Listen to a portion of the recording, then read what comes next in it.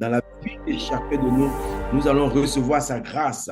Jusqu'à la Pentecôte, chacun va témoigner ce que Dieu a fait dans sa vie. Voilà, avec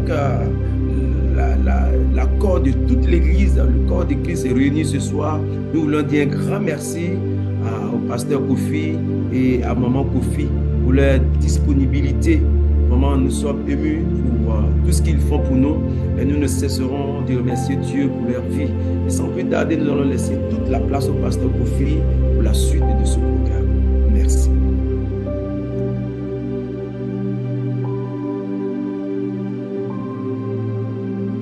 Pasteur, ton micro est fermé.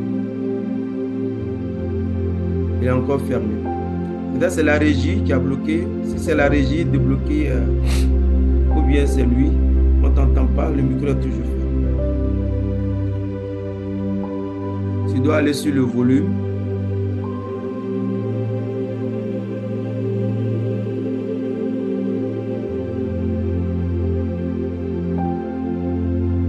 La régie, ok, c'est pas au niveau de la régie, c'est au niveau du pasteur là-bas. Il faut revoir ton appareil. Nous allons partir avec un chant pendant qu'il règle son micro. Et dès que c'est bon, on peut couper et revenir à la prédication. Si vous pouvez nous positionner un chant tout de suite, pour ne pas lui mettre la pression, laisser le pasteur régler calmement son micro. Voilà, la régie, si vous avez un chant pour nous, merci. Merci.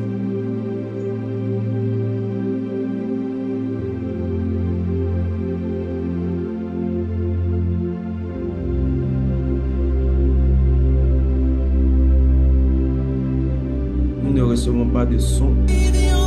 Voilà.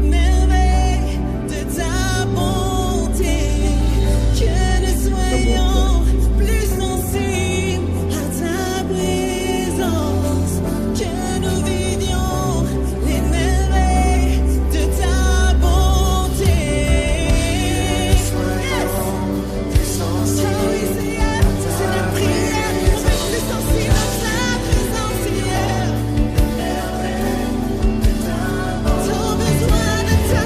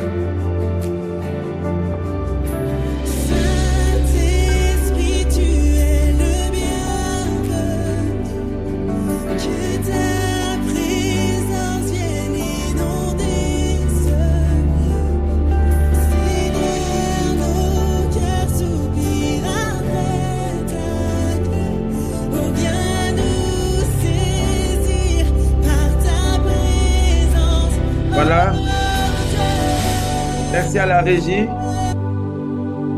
Merci à la régie pour le soutien. Le pasteur s'est connecté, mais il n'arrive pas à ouvrir son micro. Et cela va nécessiter nos prières. Alléluia. Là, nous sommes là ce soir. Nous allons prier pour que le Seigneur intervienne. Prions pour l'homme de Dieu. Prions ensemble, bien-aimés. Prions avec des paroles de foi.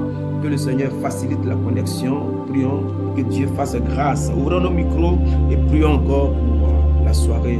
Que tout se passe bien. Élevons nos voix. Cette prière, des fois, voilà, ça a coïncidé. Le pasteur, nous étions en prière avec vous. Nous étions en prière pour vous. Merci beaucoup. Que Dieu vous bénisse. Amen. Et nous voulons donc nous excuser pour ce contretemps. C'est donc l'erreur humaine. On a fait une manipulation qui a bloqué donc le micro. Et par la grâce de Dieu, c'est décanté. Amen. Nous nous en excusons auprès du peuple de Dieu. Merci, pasteur. Et nous sommes à notre dernière soirée. Mais nous savons que le programme continue jusqu'au dimanche. Et continue pour le reste de la vie. Parce que la Pentecôte, c'est une affaire qui dure dans le temps comme dans l'espace. L'Esprit de Dieu qui se mouvait au-dessus des eaux, au début de la création, va se mouvoir jusqu'à la fin donc des temps. Il est donc l'Esprit agissant, l'Esprit travailleur. Et ce soir, il a un programme spécial pour chacun de nous. C'est pour cela que pour gagner en temps, nous allons voir la troisième articulation de notre thème. La première articulation, nous avons parlé selon Actes des Apôtres ou Actes du Saint-Esprit, le chapitre 1, le verset 8. Vous recevez une puissance. On a parlé donc de la puissance qu'incarne la personne divine du Saint-Esprit. Ensuite, la deuxième articulation, on a parlé de la réception. Il faut donc être disposé ou disponible pour que l'Esprit de Dieu continue de couler à flot ou de souffler son souffle de vie en nous. Et tant qu'il y aura des vases disponibles, alors le flot coulera, l'huile coulera, l'eau coulera, ce souffle divin coulera jusqu'à ce que nous soyons inondés, saturés par l'Esprit de Dieu. Amen. Ce soir donc, nous allons parler de la troisième articulation. Il s'agit donc d'être des témoins. Bien-aimés, recevoir le Saint-Esprit, c'est une chose. Mais n'oublions pas que ce n'est pas tout, ou ce n'est pas donc la fin du monde que de recevoir le Saint-Esprit. Le Saint-Esprit, lui, veut être opérationnel. Il n'est pas un monument, il est un mouvement. Il n'est pas mort, il est vivant, il veut agir, il veut travailler. Il a une mission accomplie. C'est pour cela que recevoir le Saint-Esprit est une chose, mais permettre au Saint-Esprit de se mouvoir en nous, d'agir en nous et par nous, est une autre chose. Bien-aimé, le résultat escompté de la réception du Saint-Esprit retentit donc sur l'évangélisation, sur le fait de témoigner pour Christ ou de témoigner le Christ. En ces temps qui sont les temps de la fin ou les faits derniers, bien aimé, il y a une urgence en ce qui concerne le témoignage à rendre, ou il y a une urgence en ce qui concerne l'évangélisation. La parole de Dieu est claire là-dessus. Regardez l'urgence qui montre l'urgence de témoigner, l'urgence d'évangéliser. Là, n'oublions pas que l'évangélisation, c'est la mission suprême de l'Église. C'est un ordre que le Maître nous a donné. Allez, faites de toutes les nations des disciples. C'est la mission suprême de l'Église. Et s'il n'y a pas d'évangélisation, il n'y a pas de croissance d'Église. Bien-aimés, mais par-dessus tout, l'un des buts essentiels de la réception du Saint-Esprit, de l'effusion du Saint-Esprit, de la plénitude du Saint-Esprit, c'est donc l'évangélisation. Vous recevez le Saint-Esprit et vous serez mes témoins. Depuis que tu as reçu le Saint-Esprit, ou que tu viens de le recevoir, ou d'être renouvelé, ou de revivre l'effusion, quel est donc alors ton rendement au niveau de l'évangélisation ou de témoignage? Bien-aimé, le Saint-Esprit ne veut pas se limiter, excusez-moi de l'expression, à nos petits mouvements que nous faisons, où nous tremblons, où nous rentrons en transe, où nous faisons des grimaces. Non, c'est pas pour ça que le Saint-Esprit vient. C'est pas pour ça. Il a beaucoup à faire. Il veut faire au-delà. Et la question de l'évangélisation, c'est une question de vie ou de mort. L'urgence de l'évangélisation est en rapport avec l'état de perdition de ceux qui ne connaissent pas le Seigneur, quelle que soit leur religion de bord, qu'ils soient hindus, bouddhistes, musulmans, etc. L'état de perdition de non-croyance. Tous ceux qui ne connaissent pas le Seigneur sont perdus d'office. C'est choquant, mais c'est la vérité. Et nous voyons la brièveté de la vie, où les gens meurent aujourd'hui dans la fleur de l'âge de façon précoce. Le but donc de la réception de la puissance par le Saint-Esprit, c'est d'être des témoins. Bien-aimés, il y a une urgence. Les hommes et les femmes sont perdus. Ils meurent de façon précoce. Le jugement et l'horreur de l'enfer, nous le savons, est indéniable. Il est réservé aux hommes de mourir, ce fois après quoi vient le jugement. Et la Bible dit, ceux qui n'ont pas connu le Seigneur, qui vont tomber dans le sous le coup du jugement, seront tourmentés. Ils vont crier dès l'eau. Ils n'auront que les larmes de leurs yeux pour boire. Et ils mangeront leur langue comme nourriture. Et leur ver rongeur ne mourra pas. Il sera douleur sur douleur. Et nous sommes conscients que l'exclusivité du salut est en Christ Jésus seul. Amen. Il n'y a de salut en aucun autre. Ne flattons pas les hommes. Ne leur disons pas, si vous vous sentez mieux dans votre religion, tant mieux. La religion ne sauve pas. Si vous êtes à l'aise dans ce que vous faites dans votre tradition coutume, tant mieux. Ça ne les sauve pas. Il n'y a de salut en aucun autre. C'est urgent, bien-aimé. L'autre urgence, c'est le retour de Christ qui est proche, qui va mettre fin à toutes choses. Quand la trompette de Dieu sonnera, et que les morts en Christ ressusciteront, et que nous, les vivants, en un instant, un clin d'œil au souffle de la trompette, nous serons transformés par la rencontre de l'époux. Ça serait la fin de la mission. C'est maintenant, plus que jamais. C'est l'heure du salut, l'heure de la moisson, l'heure de l'évangélisation. La Pentecôte, c'est la moisson abondante. Le Saint-Esprit fait une moisson abondante, la moisson des âmes. Ces hommes-là sont des créatures de Dieu. Dieu les aime au même titre que nous. Il faut que quelque chose se passe. Il y a donc urgence, bien-aimés, être des témoins. Si nous voulons témoigner de façon, on va dire, efficace, témoigner avec autorité, témoigner avec hardiesse, témoigner avec zèle, témoigner avec assurance, sans peur, sans crainte.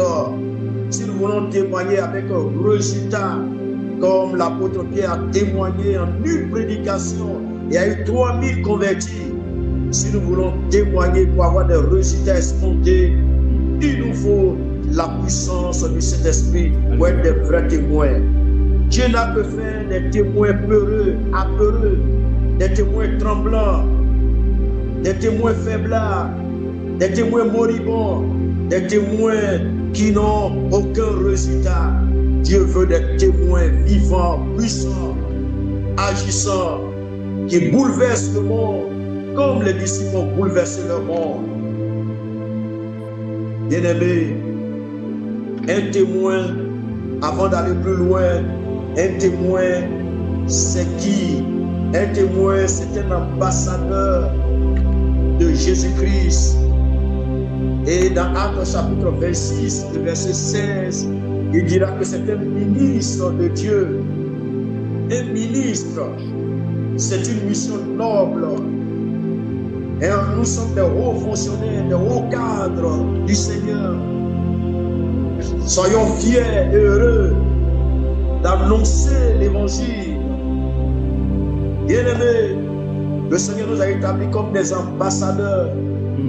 Il nous a donné le ministère de la paix et de la réconciliation, afin que nous réconcilions les hommes avec le Créateur et les hommes entre eux. Oh, faisons flotter davantage le drapeau de Jésus-Christ. Là où le drapeau de Satan flotte, des mystiques, démontons cela, plantons le drapeau de Jésus-Christ dans les cœurs et disons que ce territoire appartient à Jésus, ce cœur, cette vie appartient à Jésus. Il y a des multitudes qui sont hors de la bergerie. Nous devons les faire entrer dans son enclos, là où il y a le mieux être, le mieux vivre, la paix, la joie, le bonheur, le salut. Le Seigneur te donne le privilège d'être son ambassadeur, son ministre. Quelle mission noble, quelle noblesse. N'ignorons pas cela, ne négligeons pas cela. Un témoin, c'est quelqu'un qui a vécu les faits, on dirait un témoin oculaire. Celui qui rapporte ce qu'il a vécu.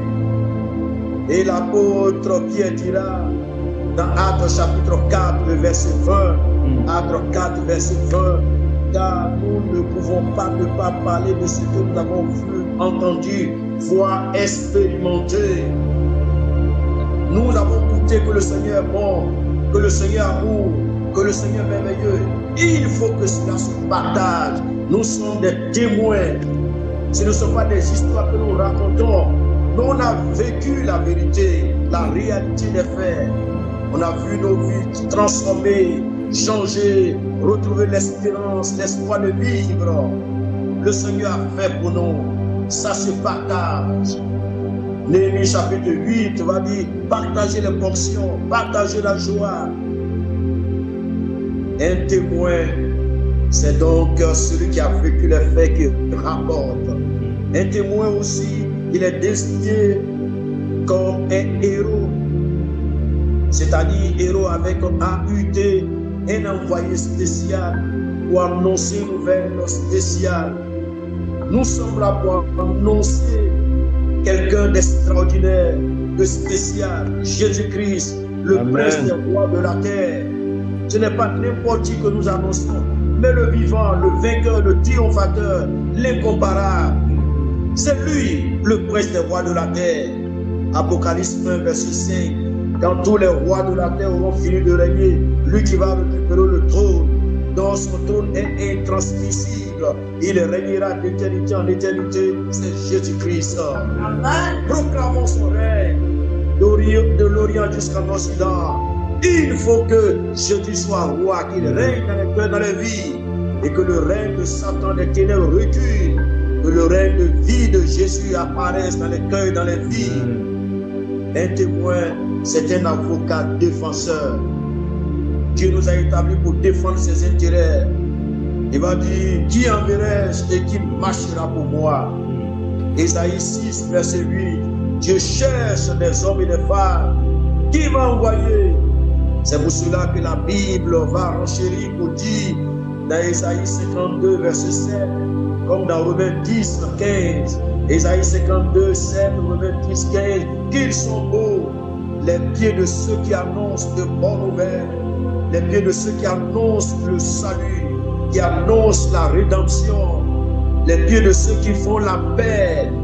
Bien-aimés, luttons pour la cause, les intérêts de Jésus-Christ, car les intérêts du royaume de Jésus sont menacés aujourd'hui par la fausse religion, les fausses doctrines, les hérésies, ceux qui égarent la multitude.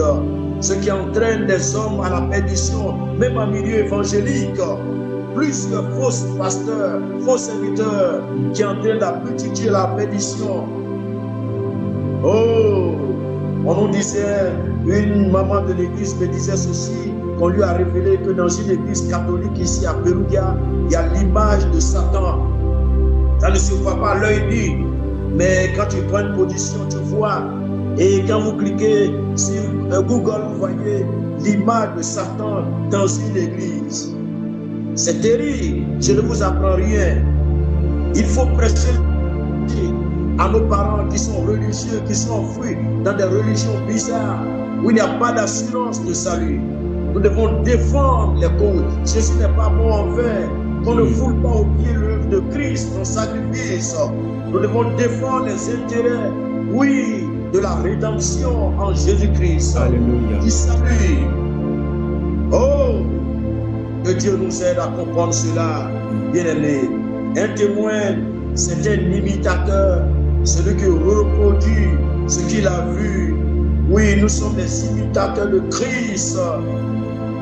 C'est pour cela que dans notre vie, nous devons vivre le témoignage oral, mais aussi le témoignage muet.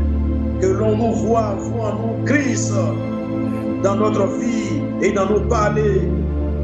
Que nous reproduisions Jésus-Christ, que nous montrons Jésus au monde et que nous fassions les grandes œuvres qu'il a faites. Car nous sommes ses imitateurs, nous sommes ses représentants, nous sommes ses dignes représentants. Que l'on voit cela en nous davantage. Un témoin, on va multiplier, c'est un martyr. Comme l'apôtre Paul pourrait le dire dans Philippiens 1, le verset 29, celui qui est prêt à partager les souffrances de Jésus-Christ, qui est prêt à souffrir pour la cause de Jésus, à souffrir pour le nom de Jésus.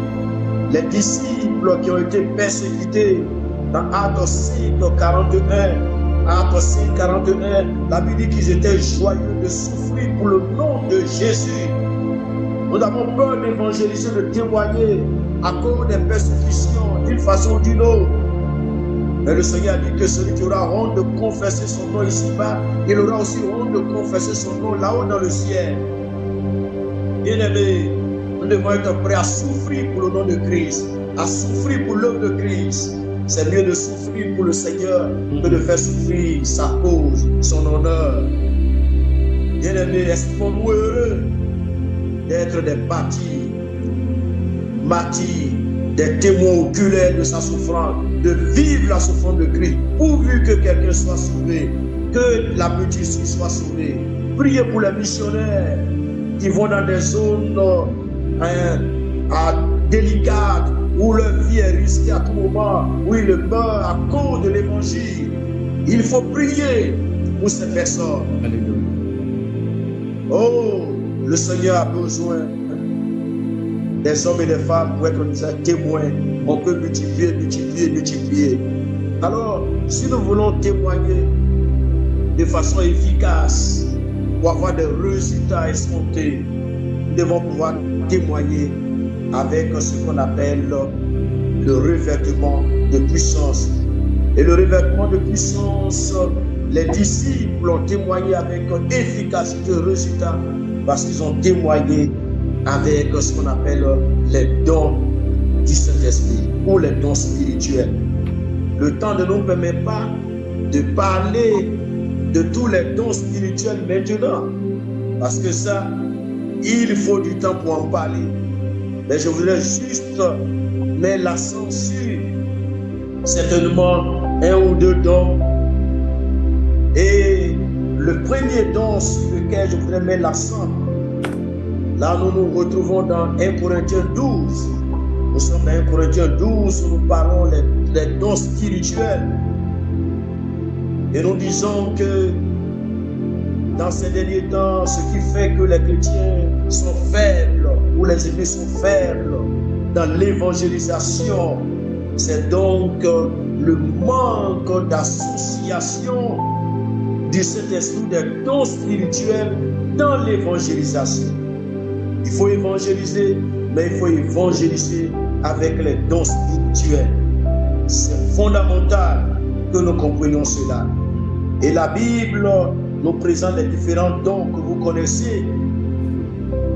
Mais le premier groupe de dons qu'on appelle dons d'inspiration ou les dons vocaux, ces dons-là sont en rapport avec l'Église, au service de l'Église. Ça, nous le savons. Les dons qui sont au service de l'Église, il y a la prophétie qui vient pour édifier l'Église, pour encourager, pour fortifier, pour galvaniser.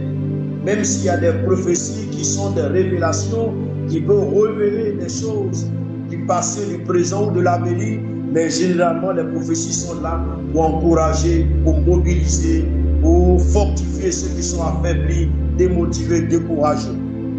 C'est valable pour les dons de langue qui sont suivis d'interprétation, qui donnent des messages aussi d'encouragement. Alors ces trois dons ou de ce premier groupe de dons appelés dons d'inspiration ou les dons vocaux ou les dons d'émission sont au service de l'Église, se manifestent exclusivement dans l'Église. Mais les 6 autres dons sont en rapport étroit avec la mission que le Seigneur nous a confiée. Vous voyez l'importance de l'évangélisation, l'importance de la mission suprême de l'Église, c'est l'évangélisation. Et ces dons-là, vous trouvez donc les dons dits de révélation ou de dévoilement. Les dons dits de révélation, de dévoilement, vous avez une parole de sagesse, une parole de connaissance et le discernement des esprits. Vous avez ensuite les dons de puissance ou d'action. Les dons de puissance, d'action, notamment le don de la foi, le don des guérisons et le don des miracles. Ces 6 dons sont en rapport étroit avec la mission de l'Église. Comme pour dire que la mission tournée vers le monde est une mission décisive aux yeux du Seigneur. Car c'est pour cela que Jésus a versé de son sang. Il est mort pour sauver, pour racheter les êtres humains. C'est fondamental que nous comprenions cela. Ne voulons donc pas oublier le sacrifice de Christ. Je choisis donc de parler du don de discernement des esprits. Là, je vais temporiser, aller un peu doucement pour que vous puissiez comprendre. Le don de discernement des esprits. 1 Corinthiens chapitre 12. Et nous allons donc parler de ce don. D'abord, de ce qui n'est pas. Quand nous parlons du discernement des esprits, nous parlons de l'importance de ce don à cause de la confusion qui règne aujourd'hui au sein, on va dire, du mouvement pentecôtiste ou au sein même du protestantisme. Il y a une confusion et l'ennemi dans sa ruse a réussi à s'infiltrer de sorte que parmi les hommes de Dieu, il y en a de faux, il y en a de mystiques, il y en a de diaboliques, des satanistes. Et dans la manifestation des dons, il y a des dons qui émanent de Satan ou des mystiques. Donc, voir l'urgence de ce don de discernement des esprits, mais aussi un rapport étroit avec toujours l'évangélisation.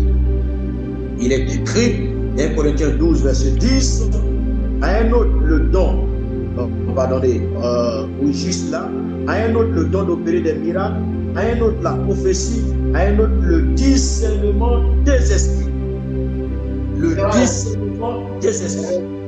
Ce qui n'est pas. J'espère que vous arrivez à me suivre. Oui, on suit, pasteur. D'accord. Il n'est pas une intuition développée. Parce que c'est un don de dévoilement. Vous le balayez Adèle, s'il vous plaît.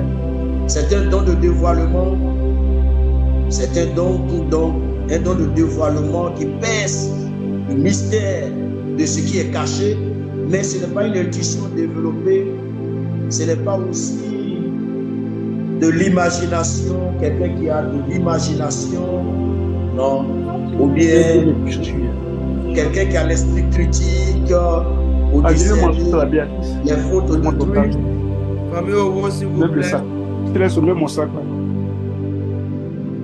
Merci. Ceux qui veulent parler de fermer les micros, merci beaucoup. Donc, ce n'est pas de l'imagination, ce n'est pas l'esprit critique, ce n'est pas non plus le don de clairvoyance, de divination, de la dévoilée. Ce n'est pas du spiritisme. Le micro. Ce n'est pas du spiritisme non plus. Alors, ce don-là, ce qu'il est en réalité, c'est la connaissance. Vous savez que Dieu est omniscient. C'est une petite partie de la grande connaissance de Dieu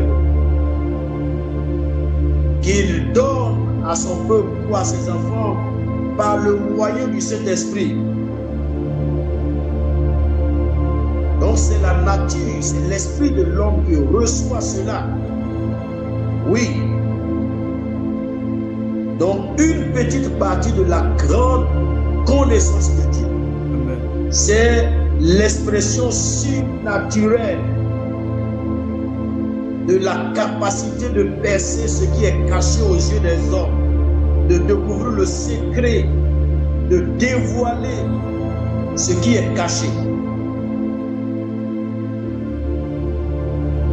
Donc, c'est l'expression surnaturelle, la puissance de Dieu qui vient pour mettre en lumière ce qui est caché, pour mettre à nu ce qui est couvert, ce qui est voilé, ce qui est habillé.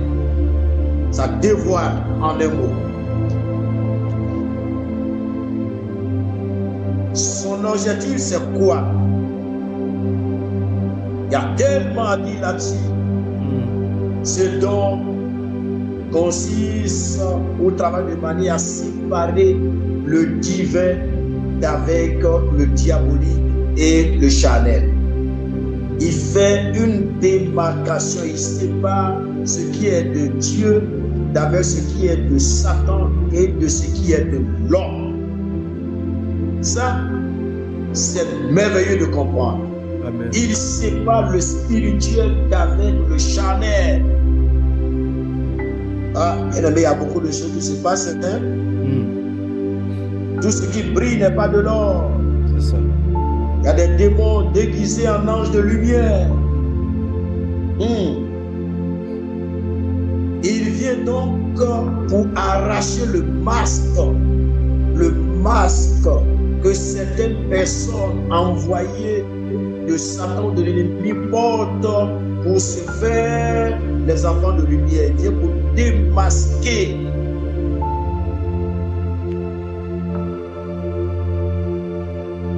Il vient aussi pour dénoncer ce qui n'est pas de Dieu, afin de préserver ce qui est sacré, ce qui est divin, ce qui est de Dieu. Préserver l'Église. Bien-aimés, c'est donc la possibilité de révéler l'esprit qui anime les gens. Oui, si c'est un esprit de rébellion, un esprit d'orgueil, de querelle, de critique, de mensonge, de haine, de paresse, de négligence, de méchanceté. En tout cas, il vient pour révéler les esprits qui animent les gens ou ceux qui pensent agir selon Dieu. Il juge donc la vraie nature dans des manifestations dans l'Église. Quelle est la nature? Est-ce que c'est une nature divine, diabolique ou humaine? Mais il vient aussi pour juger les mobiles. Qu'est-ce qui nous pousse à poser des actions? Qu'est-ce qui nous pousse même à prêcher, à prophétiser, à faire des dons, etc., etc. Il vient pour mettre à nous les mobiles. Parce que très souvent, les mobiles sont malsains, sont impurs. Il vient pour mettre en nu ces choses-là. Bien-aimés. Amen. Nous avons besoin vraiment de ce don pendant que nous parlons. Voyons donc son urgence. Il vient pour nous faire découvrir un serviteur de Satan qui s'invite au milieu du peuple de Dieu. Vous avez l'exemple de Actes chapitre 13. Actes chapitre 13, à partir donc du verset 8, Élymas le magicien, car c'est ce que signifie son nom. L'apôtre Paul va lui dire, alors qu'il était rempli du Saint-Esprit, il va fixer les yeux sur lui, il va dire, homme plein de tout espèce de ruse et de fraude, fils du diable, ennemi de toute justice, ne cesseras-tu point de pervertir les voies droites du Seigneur? Maintenant voici la main du Seigneur sur toi, et tu seras aveugle, et point quand tu ne verras pas le soleil. Aussitôt l'obscurité, les ténèbres tombèrent sur lui, et il cherchait en tâtonnant des personnes pour le guider. Ah, bien-aimé, on en a besoin. Parce que c'est difficile de faire la différence aujourd'hui entre ce qui est de Dieu et ce qui ne l'est pas. Il vient aussi pour déjouer les plans et les ruses de Satan. Je vous ai parlé donc dans Actes chapitre 16, à partir du verset 16, de cette jeune femme qui était animée d'un esprit de python. Comme nous avions au lieu de prière une servante qui avait un esprit de python et qui, en devinant, procurait un grand profit à ses maîtres, vint au devant de nous et se mit à nous suivre, Paul et nous. Elle criait, ces hommes sont les serviteurs de Dieu très haut et vous annoncent la voie du salut. Mais ce qu'elle dit là, c'est bien, c'est juste, c'est conforme à la parole de Dieu. Mais la source n'est pas de Dieu. Et quand elle va commencer à dire ce qui est juste, si vous acceptez, quand elle va commencer à dire le faux, il faut que vous acceptiez aussi. Alors il fallait le don des discernements pour démasquer ce plan de l'ennemi qui allait compromettre l'évangile. Bien-aimés, nous en avons besoin. Amen. Mais essentiellement, c'est donc pour découvrir les erreurs doctrinales. Amen. Oh, il y en a tellement aujourd'hui, les erreurs doctrinales. Ah, c'est vrai que quand on va, la technologie nous offre la possibilité d'avoir ceci ou cela, d'écouter la parole de Dieu, des hommes de Dieu en grand nombre. Et aujourd'hui, ce qui est la mode, c'est que chacun a son pasteur. Excusez-moi, surtout beaucoup en Europe. Chacun a son pasteur en Afrique, oui, cité l'endroit. Mais faisons très attention. Faisons très attention. Je ne suis pas contre, mais faisons très attention avec ces pasteurs exclusifs. Faisons très attention. Amen. Notre unique pasteur, c'est Jésus-Christ, Amen. le grand pasteur des bergers. Faisons très attention avec cette exclusivité de pasteur. Pourquoi il est exclusivement ton pasteur? Hein? 1 Timothée 4, verset 1. Mais l'Esprit dit expressément que dans les derniers temps, quelques-uns abandonneront la foi pour s'attacher à des esprits séducteurs, à des doctrines de démons, par l'hypocrisie de faux docteurs, portant la marque de la flétrissure dans leur propre conscience, prescrivant de ne pas se marier, de s'abstenir d'aliments que Dieu a créés pour qu'ils soient pris avec action de grâce par ceux qui sont fidèles et qui ont connu la vérité. Bien-aimés, faisons très attention. Les erreurs doctrinales s'infiltrent un peu. Dit vérité, peut-être pour un seul mensonge, ou même un cas de mensonge, ça compromet toutes les 9 vérités et je ne sais pas où est demi. Faisons très attention. On en a besoin que Dieu nous donne les dons de dévoilement pour savoir la différence entre la doctrine du salut, la doctrine de Christ et la doctrine de démons ou des mystiques. Ça permet de démasquer aussi les miracles mensongers, les miracles satanistes et démoniaques. Il y en a beaucoup, hein? Bien aimé, dans 2 Thessaloniciens 2, 2 Thessaloniciens 2, verset 9.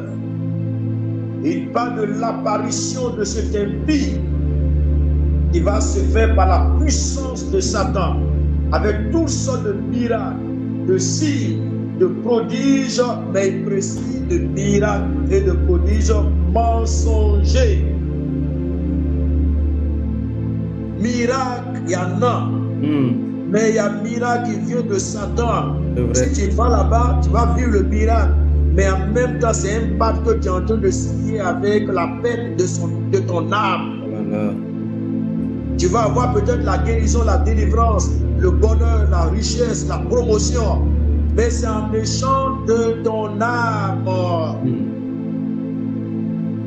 L'apparition de cet impie se fera par la puissance de Satan. Aujourd'hui, par la puissance de Satan, il y a beaucoup de faiseurs de miracles et de prodiges. Mais, mensonge, Satan ici. Bien-aimé, il dit avec toutes les séductions de l'iniquité, pour ceux qui périssent parce qu'ils n'ont pas reçu l'amour de la vérité pour être sauvés. Donc, si on va chez les faux, les gens disent miracle, c'est miracle. Qui a dit, oh, miracle, c'est miracle. L'essentiel, c'est le résultat.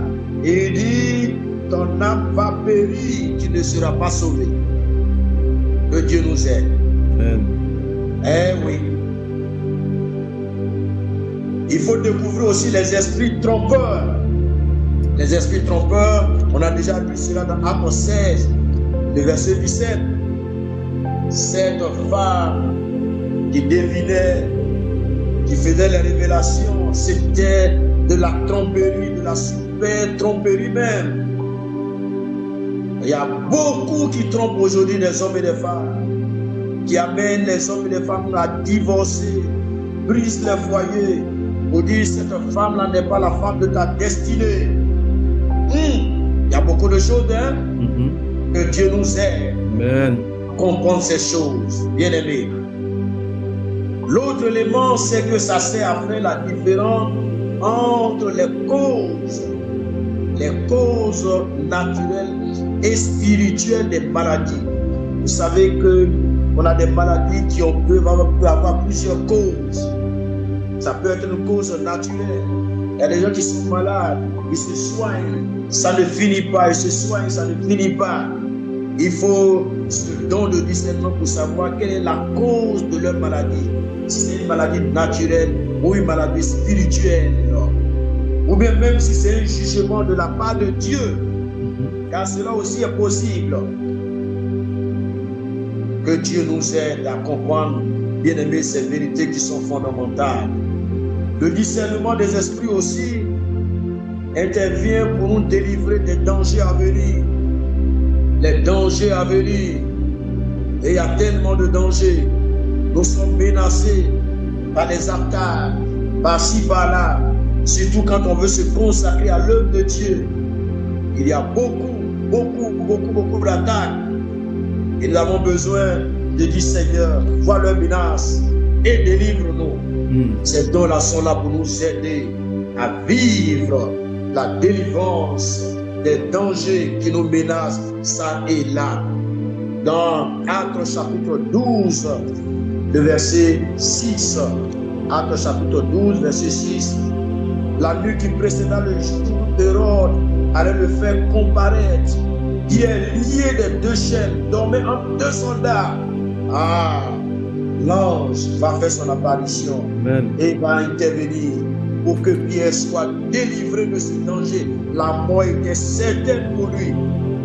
Mais à travers la manifestation de la puissance de Dieu, il a été donc délivré de la mort. Amen. Le Seigneur veut faire les mêmes choses avec donc les dons de dévoilement, les dons dits de révélation.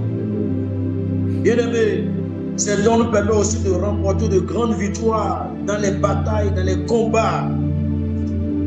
Oui, Exode 17, comme dans Josué chapitre 10, le Seigneur va donner des révélations du plan de combat à Moïse, à Josué et à Élisée. Alors qu'Élisée est dans sa maison, tout ce que le roi d'Assyrie médite là-bas lui sont révélés par révélation, discernement des esprits pour montrer la position de l'ennemi. Et cela permet à Israël de remporter de grandes victoires dans les combats. Nous avons beaucoup de combats à mener. Il faut ce don pour voir comment nous comporter et remporter donc de grandes victoires. Ça nous permet aussi de chasser les démons, de les discerner et de les chasser. À chapitre 16, il est Paul, alors qu'il a eu la révélation de cet esprit de Python, a menacé cet esprit, a chassé cet esprit. Alléluia. Acte 7, verset 18. Le Seigneur nous a donné le pouvoir, l'autorité. On a besoin de discerner afin donc de remporter de grandes victoires, d'avoir donc des délivrances par-ci et par-là. Bien-aimés, le Seigneur veut nous donner ce don pour nous rendre efficaces davantage dans l'œuvre de l'évangélisation. Alors, on ne pourra pas aller encore et aller encore, mais comprenons ceci, que si nous voulons être efficaces dans le témoignage à rendre, car Dieu nous appelle à témoigner pour sa cause. Vu l'urgence, c'est urgent de témoigner pour le Seigneur bien-aimé.